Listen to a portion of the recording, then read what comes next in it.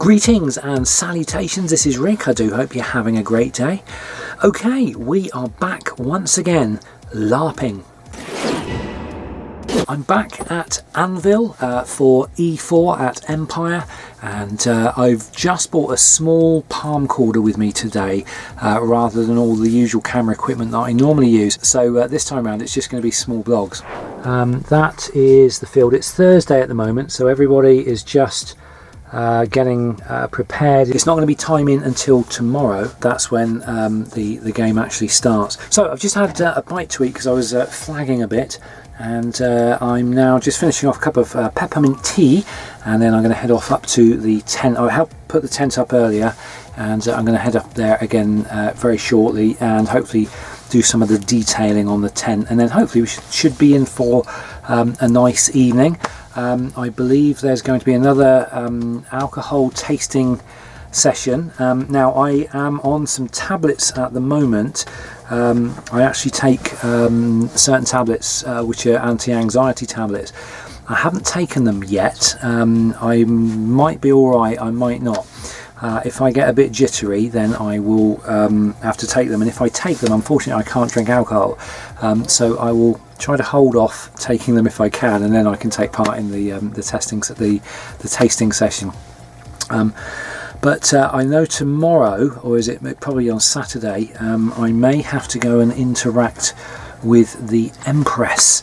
I'm not entirely sure how that's all going to unfold yet, but I've sort of been warned. Basically, during downtime I made a magical item, or my character made a magical item which has to be presented to the Empress, and there may be a thing made about it.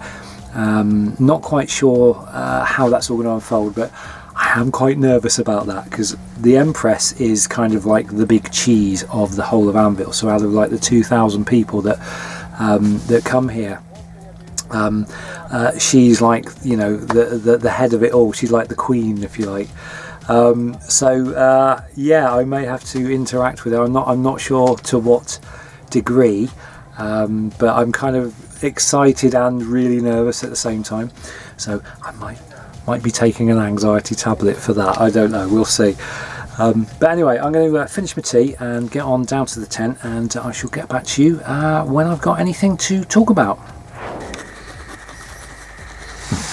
Okay, breakfast is, we've got omelette with vegetables in, got a few mushrooms, a few tomatoes and a few bits of bacon, and I'm cooking it all in the extra large Ridge Monkey. Right, just sorting through a few bits and pieces, ready for time in. Just got my big box of goodies that where I keep all my Anvil gear. Here's all my things I'm going to be wearing, which is my tabard and a couple of shirts. And finally managed to put the detailing on the spare collar. This is just a collar on its own. I usually use this mainly in the summer when it's warm enough to wear just the tabard. Right, so this is my little money pouch, and in here what we've got, let me show you how it works. Alright, so basically I've got my currency. Now I'm not doing too bad at the moment. I've actually got 3 crowns. There's a crown, that's what a crown looks like, and I've got 3 of those, and I think I've got 14 rings. So there's one, well, that's 5 rings there, and that's another 5 rings, and then there's 4 singles, and that's what 1 ring looks like. And there are 20 rings to a crown and 8 crowns to a throne.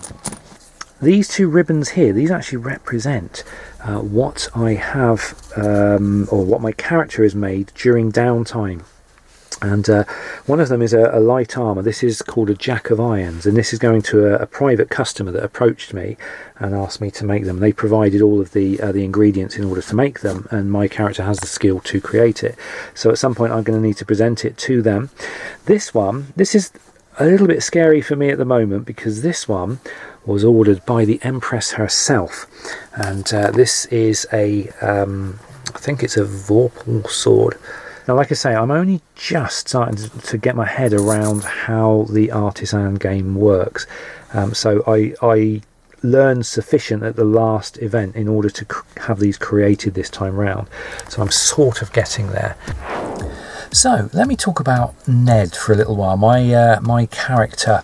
Now, in the game, in the story, he's essentially been sort of apprenticing with Lady Gronya's parents in a place called Rose Lodge, and he's sort of been living there for pretty much the last year. But now he's reached a stage in his training where he can now go off and create his own forge, because he's an artisan and he creates magical items. So symbolically, Kate doesn't know this yet, but obviously she'll know this later today. Symbolically, what he did for his very last thing that he made at Gronya's parents' lodge, because her parents are both artisans and they have a forge, and like I say, he'd been staying with them for the course of the past year, and they'd been training him. But anyway, for his last thing that he made at Rose Lodge, he made this ring for Gronya, for Lady Gronya. Now Ned had made these before, and he had been handing them out to various members of the house, just purely to they were sort of like good luck charms and sort of try to help them out in battle and things. I think they call them favourers. But anyway, all of the ones that Ned had made before were all too large for Lady Gronya, so Ned finally made her a lady's size one, and I'm going to be giving that to her later today when we go into character, and hopefully it'll fit her, because it's like a size 7 as opposed to size 12 and 13 of the ones I've been obtaining before. Obviously, I personally didn't make these. I found a place that sold them. But yeah, so that's one thing Ned's going to be doing, and I'm also hopefully going to find out about how the presentation with the Vorpal sword to the Empress is going to take place, and hopefully it's not going to be too much of an ordeal. I am quite nervous about it. Now I will be taking, probably in the next hour, another one of my tablets. I take something called, can't think of the name of it now, lorazepam, that's it, and that's basically an anti-anxiety medication. And hopefully, the last time I was here doing LARP, I took the lorazepam, and it just took enough of the anxiety or the edge off the anxiety for me to really, really enjoy myself here. Because before I was always very, very, because I'm an overthinker and I'm kind of get anxious about stuff. So I'm going to take another one, and hopefully again that'll be a case of it'll just take the edge off the anxiety, and I can sort of throw myself into it a little bit more and enjoy it without the constant sort of anxiety in the back of my mind, because it's been a bit heavy going lately with the old anxiety thing. I keep doing things to address it, but it seems to be creeping up on me again. It comes in phases, but this time of year is particularly not ideal. Sorry, anyway, I'm waxing on lyrical about my own problems. I really shouldn't be doing that, but actually it's quite cathartic sharing this stuff. Right then, time is 5:30. We're just about ready to go into timing, and it's that time again, that exciting time when I turn into Ned. I change from Rick to Ned, and I go back out on the field there. I leave Rick in the van, and I head on out into the field as Ned. So always an exciting time. Now I'm actually thinking it's going to be chilly. I keep hearing something. I think it's somebody with a horn. I think I'm going to leave this t-shirt on. I wonder if I can get away with it, because it's going to be a little bit chilly. So if I put my artisan's shirt on over the top, it's quite thick, so it shouldn't show up, hopefully. Let's give it a go. I've got the same kit again as before, because the house I'm in is a military house, and even though I'm non-combatant, the dress code is sort of militant, so I've got to be, dressed up properly. So this is me militant, or my military collar. Now let's just hope I haven't put any weight on and this doesn't fit anymore, because this was made to measure. So it's awkward to put on. I think I said this last time, but once it's on, it's fine.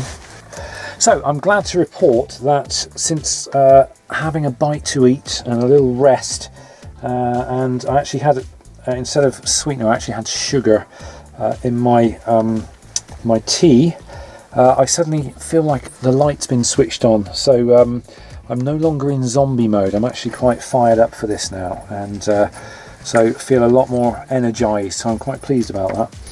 And I did take another tablet as well, so that's kind of helped, because that's taken the edge off, and I'm feeling quite sort of raring to go now. And so very cool. I'm going to ditch the braces for now. I'm not a massive fan of braces. They're not particularly comfortable to wear.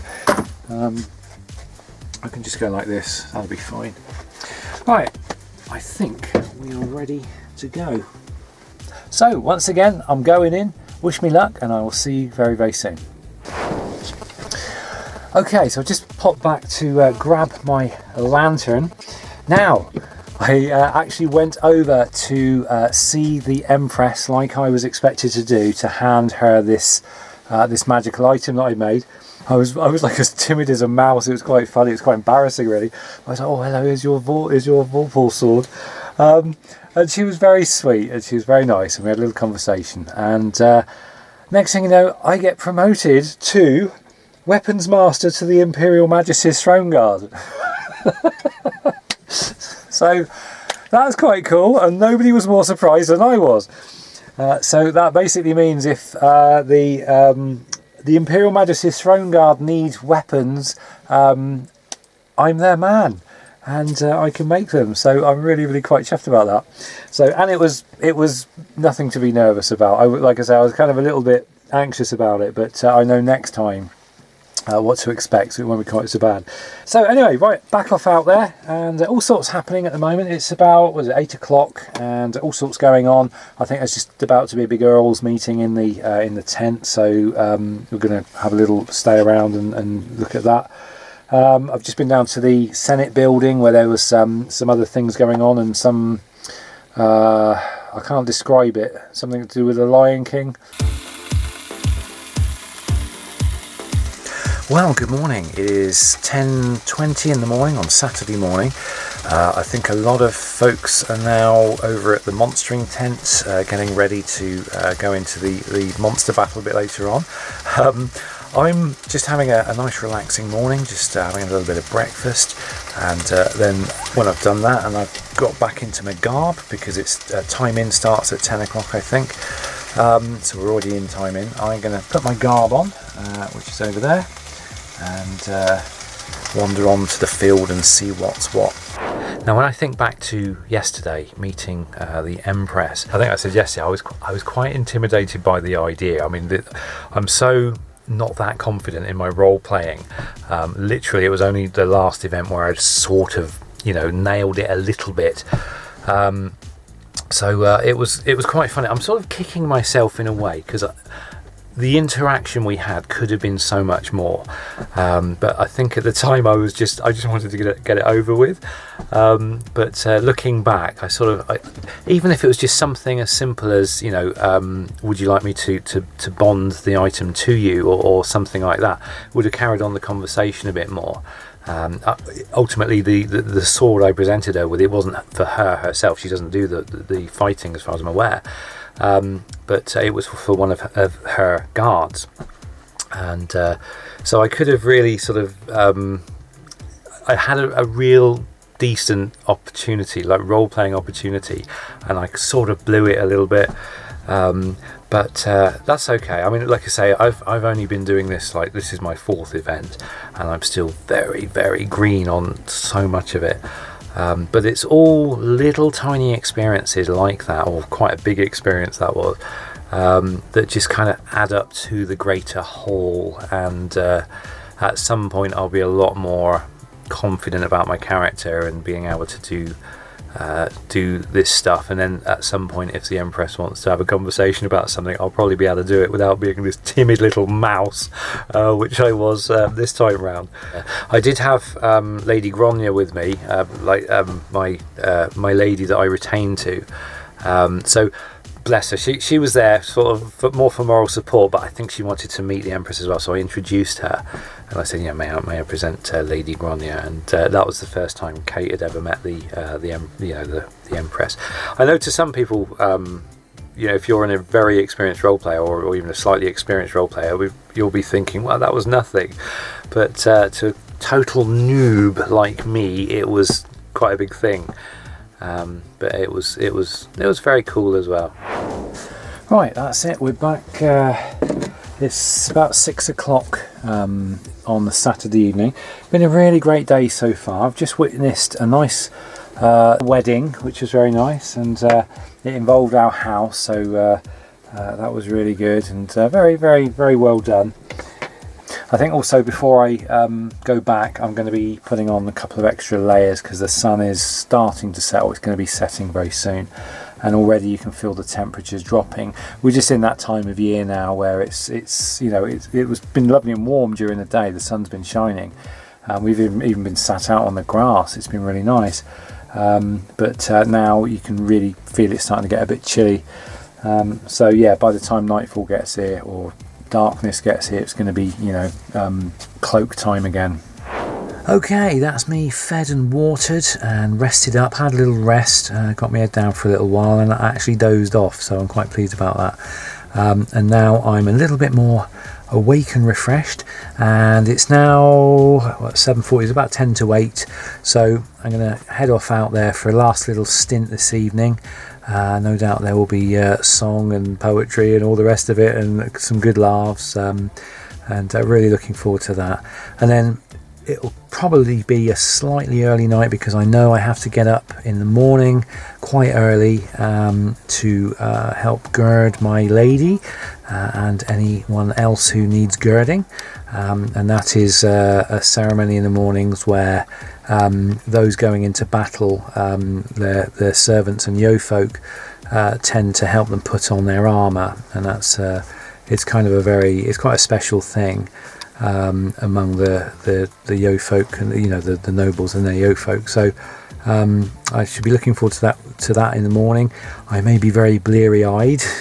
I think the plan is to get up like straight away, maybe knock a coffee or two back, and then head straight on up, and then once they've gone off to battle, I can then come back and relax a little bit, maybe make some breakfast, because they'll be gone for probably a few hours, and then we can sort of think about the rest of the day from there. So I'm going to sign off here. I probably won't make another video when I get back unless something incredible happens, but I think the routine generally is this is always a good social evening on the Saturday night, and lots of sort of people sit around the house tent and really socialise and have a great time. Occasionally there may be some new plot twists come along, which might make some more interesting game. But if anything massively interesting happens, I'll let you know. Otherwise, I'll see you tomorrow morning. Okay, it's Sunday morning, and I've gone up nice and early. I went off to the tent and I did lots of girding. There were several people, several noble who needed their armour putting on, so I helped to do that. Seems to be the thing I do now on the morning of the battle, and I really enjoy doing that. It's really good. It's kind of a slightly sombre time, because obviously everybody's concentrating, getting ready to sort of figure out exactly what's going on in the battle. Some people are sort of going there wondering whether their character is actually going to be coming back again. So anyway, did that, went off to see everybody off at the gate. I'm really pleased with myself actually, because I ended up standing in this huge crowd of people right in the middle of it. I was like being a retainer to my lady who was there, and I was doing okay with it, because normally I don't do big crowds very easily, but I was actually coping quite well, so I was really quite happy with myself there. But yeah, they all went off through the portal. I think what happens is they do this whatever spell it is, and the portal opens up, and then you see all this big cloud of smoke arise from the portal, and that sort of, I presume that signifies the portal is now open to the area where the battle is going to take place. And then obviously everybody went through it. It takes ages, there's so many people, it takes ages for them all to go through the portal. And I'd say the portal is about probably just shorter than the length of the van, and it's just huge. I mean, it's a huge, great archway. It's looks like it's made out of like solid stone, and but yeah, it's just incredibly atmospheric. And my lady Kate, she gets me every time. Just as she's about to go through the portal, just as we're literally saying our goodbyes, she always just turns to me, looks me in the eye and says, "Ned, you've been a wonderful retainer, and if I don't come back, you will still be an amazing retainer." Honestly, it just makes me well up every time, and I can't answer. My eyes start watering, because it's such an emotional thing when you're there. You really kind of get swept up in the emotion of it all. But she did that to me last time as well, when I went to see her up to the gate, and when she actually, just before she went off through the portal, she said those words, and it's like saying a last goodbye. Anyway, I'm just making a little bit of breakfast, and then I should go back up to the house and basically help prepare the house for the homecoming. So hopefully everybody comes back safely. They're all in battle at the moment, and then hopefully there'll be lots of tales and tales of heroism and things like that. And hopefully nobody's character will come to an end. I've always hoped not to have to mourn characters from my house, and so far, touch wood, that hasn't happened. I've not been in that position where that's been necessary. But I know my lady wasn't particularly herself this morning, so I hope she concentrates enough to stay alive in the battle, because I would be very very sad if she didn't make it through one of the battles. Oh, okay, it's about 2:15. It all finishes at about 3 o'clock, so I've just come back to the van because I'm absolutely knackered. I suddenly got hit by this wave of tiredness. I'm flagging a bit, so I've come back to make a cup of tea with a little bit of sugar in it, just to see if I can get my spark back again. Now, I'm going to be staying in my garb for the next, next half an hour.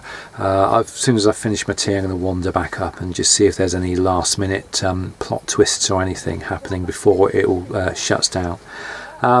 It has been a really good event. It's not been as... it's been a slightly quieter event than the ones I've been used to, and especially in the evenings at night. Normally there's we're having a good sing-song and a laugh and stuff like that. We still did that, but it was just a little bit more muted this time round. And I think that's because there's several of our house members have been missing, that didn't actually make it to this event.